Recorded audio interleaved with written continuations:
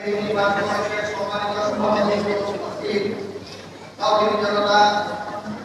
নিশ্চয়ই অবগত আছেন, ভারতের মহারাষ্ট্রের রামগিরি মহারাজ নামক বিখ্যাত পুরোহিত আমাদের প্রাণপ্রিয়, আমাদের হৃদয়ের মহাজন বিশ্বনবী মুহাম্মদ মুস্তাফা সাল্লাল্লাহু আলাইহি ওয়াসাল্লামকে নিয়ে জগন্নাথ কটূক্তি মন্তব্য করার সিদ্ধান্ত নিয়েছে। এবং আশ্চর্যের ব্যাপার হলো, বাংলাদেশে পাঁচ থেকে চুন কষার দুর্বল থেকেই সেই ভারতের বিজেপি শাসিত, সেই ভারতের প্রশাসন থেকে ভারত সরকার বাংলাদেশের ব্যাপারে বরাবরই সাম্প্রদায়িক সম্প্রীতি নষ্টের উদ্বেগ প্রকাশ করে সেই বিজেপির বিধায়ক বিদেশ নারায়ণ রানের এই বক্তব্যকে সমর্থন করার পাশাপাশি ভারতের মুসলমানদেরকে নিয়ে উৎসাহিত বক্তব্য করে বসেছে। সম্মানিত উপস্থিতি, আর এই বক্তব্যের প্রেক্ষিতে তার বিরুদ্ধে তাকে বিভ্রান্তি দিয়ে সেই কুখ্যাত পুরোহিতের বিরুদ্ধে নিজেদের অবস্থান পরিষ্কার করা প্রত্যেকটি মুসলমানের ইমানি দায়িত্ব হয়ে দাঁড়িয়েছে।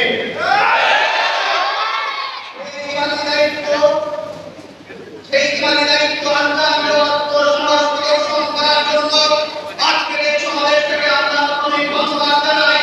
অল ইন্ডিয়া মুসলিম ইতিহাস মসজিদের ইতিহাস মুসলিমের নেতাকর্মীরা যারা এই তাদের সাহসিকতার পরিচয় নিয়ে লক্ষ লক্ষ মানুষকে নিয়ে ভারতের মুম্বাই অভিমুখে চলো মুম্বাই রমনাথের ডাক দেওয়ার মাধ্যমে তারা তাদের ইমানি দায়িত্বের ভাবনা পেশ করেছে।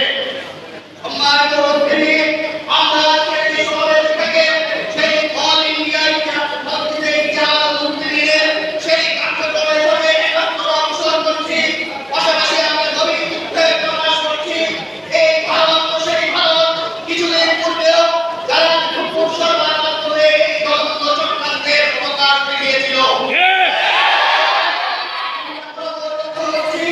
এই ভারত তারা সাম্প্রদায়িক সম্প্রীতি নষ্টের সবচেয়ে বড় দায়ী হলো এই ভারত। আমরা আমাদের সরকারকে স্পষ্ট করে দিতে চাই, আমরা আপনাদেরকে সহযোগিতা করতে চাই। একটা নির্দিষ্ট সময় পর্যন্ত আপনাদের প্রতি আমাদের সহযোগিতা থাকবে, কিন্তু আপনাদেরও আমাদের সেই সহযোগিতার মূল্য দিতে হবে। আপনারা ভারতের রাষ্ট্রপতিকে তলব করুন, ভারতের রাষ্ট্রপতির কাছে এই ঘটনার ব্যাখ্যা তলব করুন। কি কারণে মুসলমানদের ধর্মীয় অনুভূতি আঘাত আসবে, মুসলমানদের ক্যান্টিনে দিনে ফিরে করা দুঃসাহস, সেই ভারত ভেবে সেই ভারতের সাথে মুসলমানদের বাংলাদেশে কোনো ধরনের সম্পর্ক থাকতে পারে না।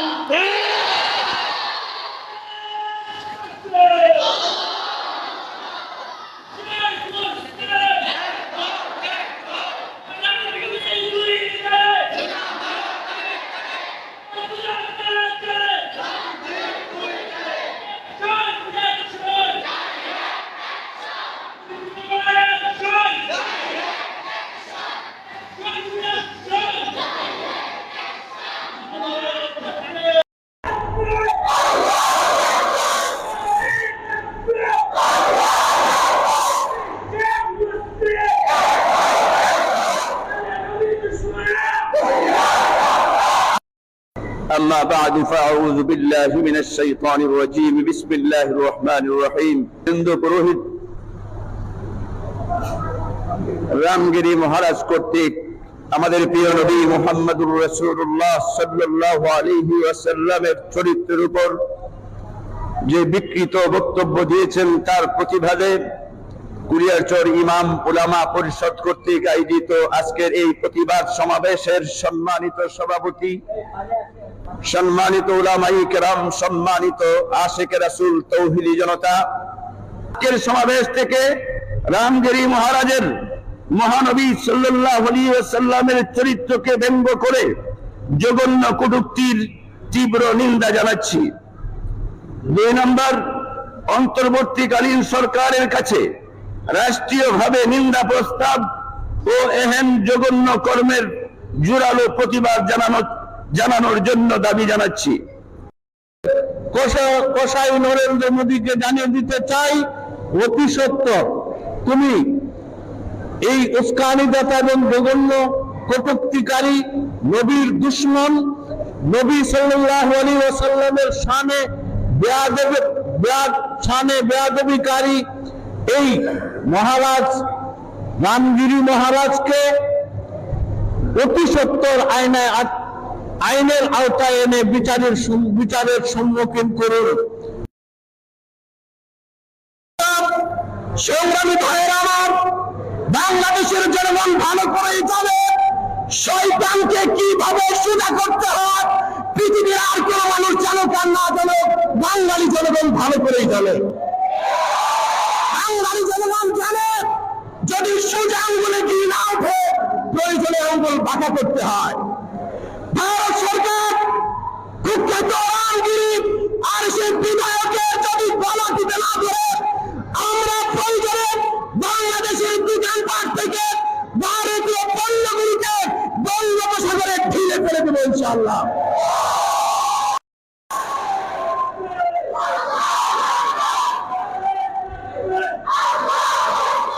অবস্থান জেনে নিন, ধর্মীয় অবস্থান থেকে আমরা রক্ষা করছি। যারা নবীকে নিয়ে কটূক্তি করবে, সেই ভারতের সাথে মুসলমানের দেশ বাংলাদেশের কোন ধরনের সম্পর্ক থাকতে পারে না। আমরা সেই মোদী সরকারকে জানিয়ে দিতে চাই, এই কটূক্তিকারী দুইজনকে এবং অতি সত্বর গ্রেফতার করে তার যথাযথ শাস্তির ব্যবস্থা করে এই বিশ্ব মুসলমানদেরকে শান্ত করে, নতুবা বিশ্ব মুসলমান এই রক্তের মধ্যে আগুন জ্বেলে দেওয়া হয়েছে, সেই আগুন জ্বেলে উঠবে এবং বিশ্ববাসী, বিশ্ব মুসলমানরা আপনাদের ভারতকে বয়কট করতে বাধ্য হবে, ভারতের সকল পণ্য বর্জন করতে বাধ্য হবে এবং আমরা সকলে তাদেরকে নিন্দা জানাচ্ছি। আপনার কি জানা নেই, সারা বিশ্বের যে মুসলমান রয়েছে, যদি মুসলমানরা ঐক্যবদ্ধ হয়ে এই কাফের হিন্দুত্ববাদের বিরুদ্ধে লড়াই নেমে যায়, তাহলে আপনার ভারতের কোনো অস্তিত্ব থাকবে না।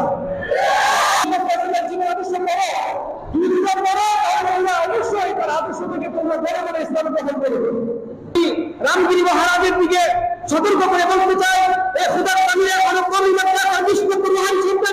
অবস্থায়, এই পৃথিবীর জমিনে নবীর আশেক লক্ষ লক্ষ আশেক যে জীবিত থাকা অবস্থায় আমার নারীকে যদি কুদক্ত করে কথা বলা হয়, তার জিহ্বা কেটে তার দেহকে কুকুরের করা দিয়ে দেওয়া হয়। ঠিক বলো,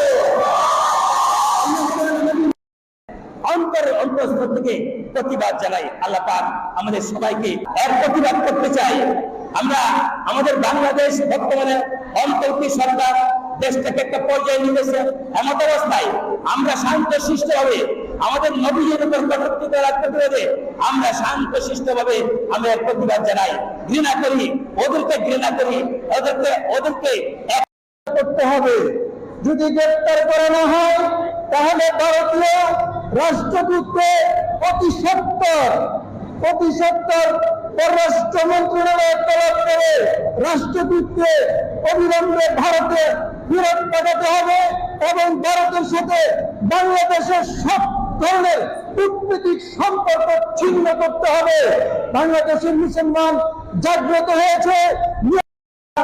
আমাদের এই দুনিয়াঞ্চল পরিষদের পক্ষে সেই ভারতের প্রধানমন্ত্রীকে জানাই দিতে চাই যে তোমরা যদি ভবিষ্যতে আমাদের নবীর চরিত্র নিয়ে কটূক্তি করতে করার মতো সাহস দেখাও, তাহলে তোমাদের যে দূতাবাস আছে বাংলাদেশের জমিনে, সেই বাংলাদেশের জমিন থেকে তোমাদের সেই দূতাবাসকে উড়িয়ে দেওয়া হবে। আপনারা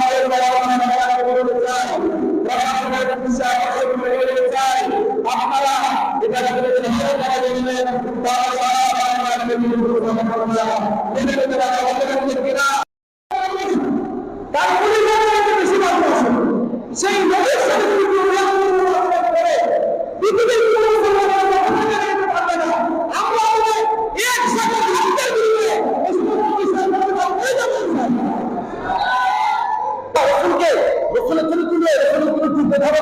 তার এক নম্বর হত্যা করা। আমরা বাংলাদেশের পক্ষ থেকে এই দুজনকে ফাঁসি দিয়ে সারা সকল মুসলমানদের করতে ঠান্ডা করা হোক। আপনি কি চান ইনশাআল্লাহ করতে পারে?